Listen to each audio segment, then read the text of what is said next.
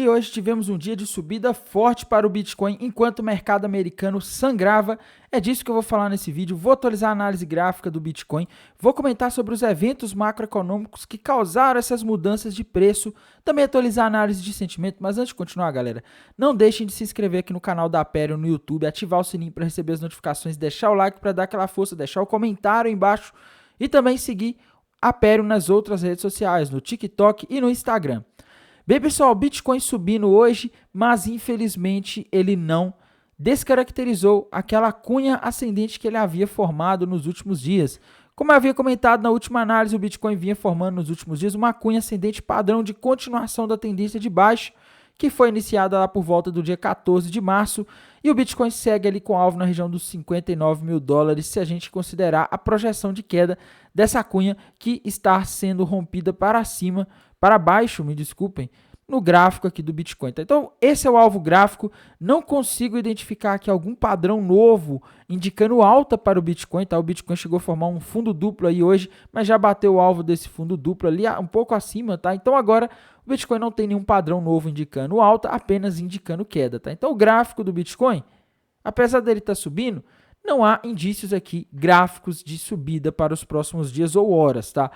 E a gente tem que entender também, galera, o que pode estar causando esses movimentos. Hoje de tarde o Bitcoin se descolou do mercado americano, né? O mercado americano vinha subindo de manhã, o Bitcoin também começou o dia em alta, acompanhando o SP500, mas na parte da tarde o SP500 caiu e o Bitcoin se manteve ali com uma boa parte daquela alta que ele fez durante o dia. E esse movimento da queda das bolsas americanas pode ser atribuído a informações que foram divulgadas hoje de tarde de que a inteligência dos Estados Unidos identificou que estava prestes a acontecer uma vingança do Irã contra um ataque que Israel fez ontem. Tá?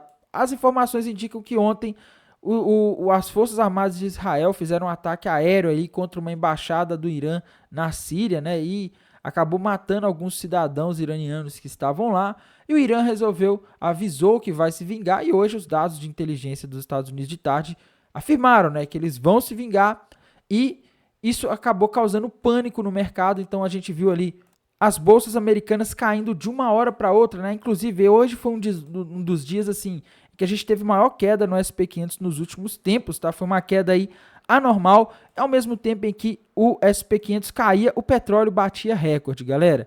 E isso aqui é problemático do ponto de vista macroeconômico, tá? Pela primeira vez em 2024 a gente está tendo petróleo acima de 90 dólares, ele está no maior patamar desde outubro de 2023, meus amigos. Então o petróleo está subindo. Ele já vinha subindo nos últimos dias antes dessa notícia do Irã. Hoje, com essa notícia, ele ainda subiu ainda mais, né? Fez quase 2% de alta no dia.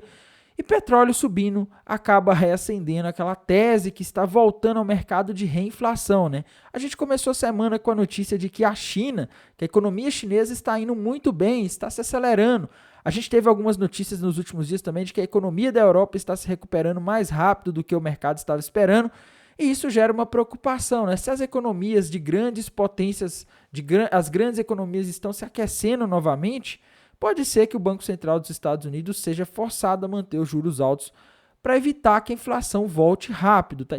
Para que a inflação continue caindo como ela está caindo aí nas últimas semanas. Então, assim, a gente entra numa situação complicada, porque a gente precisa que os ativos de risco querem que o Fed comece a cortar juros, só que com petróleo subindo, né, com outras commodities subindo, isso daqui é um índice de commodities, tá, da Reuters, vem subindo aí no geral, a maioria das commodities nos últimos dias e semanas, isso tende a bater na inflação. Tá? Se a inflação começa a subir ou para de cair rápido como o Fed gostaria, o Fed é forçado a manter os juros altos.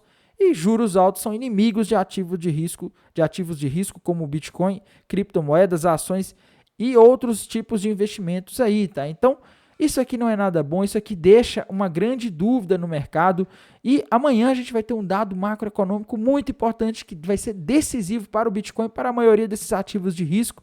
Me refiro aos dados de payroll que vão ser divulgados amanhã. Amanhã, às 9h30 da manhã, no horário de Brasília, a gente vai ter a divulgação do ganho médio por hora trabalhada lá dos Estados Unidos, extremamente importante. A projeção é que venha um crescimento de 0,3%. Se vier mais do que 0,3%, o mercado pode achar ruim, porque indica que está havendo inflação de salários. Tá? Os salários estão subindo mais do que os economistas estavam esperando. Se vier igual a 0,3 ou abaixo, é bom, tá? Dado de payroll, galera, extremamente importante. O mercado está muito preocupado com o payroll, tá? A expectativa é 212 mil. Se vier mais que 212 mil vagas sendo criadas, o mercado pode reagir mal e pode cair, tá? Então, se a gente tiver um número um pouco acima, já é ruim, mas se tiver um número tipo 300 mil vagas, aí é péssimo, tá? Se a gente tiver um número igual o previsto ou abaixo, é excelente, tá? Taxa de desemprego para o mercado vai ser bom se ela vier igual 3,9 ou acima, tá? Então o mercado não quer que o desemprego caia nesse momento.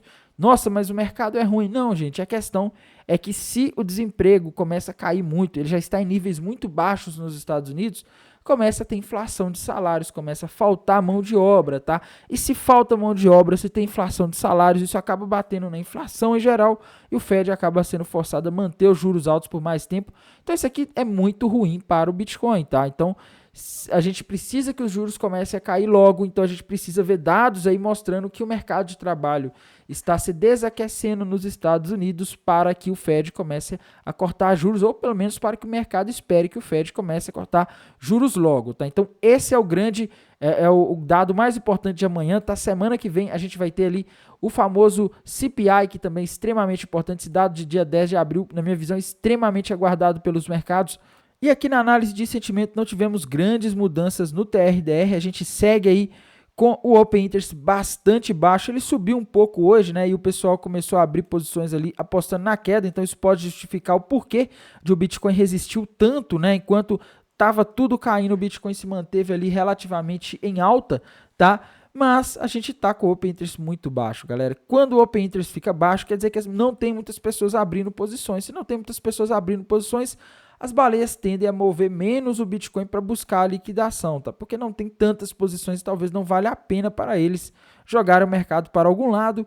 E aqui no nos indicadores de sentimento da High Block a gente vê exatamente isso, né? Essa subida de hoje foi justamente para liquidar ali as pessoas que estavam com liquidação na região de 68 mil dólares. Na região de 63 mil dólares temos muita liquidação, mas a maior parte da liquidação da liquidez do Bitcoin agora nos mercados futuros está lá na região de 72 mil dólares. Tá? Isso quer dizer que se as baleias conseguirem jogar o Bitcoin para cima para os 72 mil dólares, elas vão conseguir tomar uma grande quantia de dinheiro do pessoal que vai ser liquidado. Tá? Então, talvez a gente, do ponto de vista só da análise aqui da High Block, a gente vê grande possibilidade o Bitcoin nos 72 mil, mas eu vejo uma grande divergência, né? Porque a análise gráfica mostra que o Bitcoin está com alvo ali nos 59 mil, daquela cunha ascendente rompida para baixo, enquanto a análise de sentimento segue aí deixando algumas dúvidas, tá? O que vocês acham? Vai buscar o alvo da análise de sentimento aqui no 72 ou vai buscar o alvo da análise gráfica lá no 59? Deixem aí embaixo nos comentários. Por esse vídeo é isso. Desejo a todos aí um excelente final de quinta-feira e uma excelente sexta-feira, que vai ser no caso amanhã, e bons negócios. Até mais. Tchau.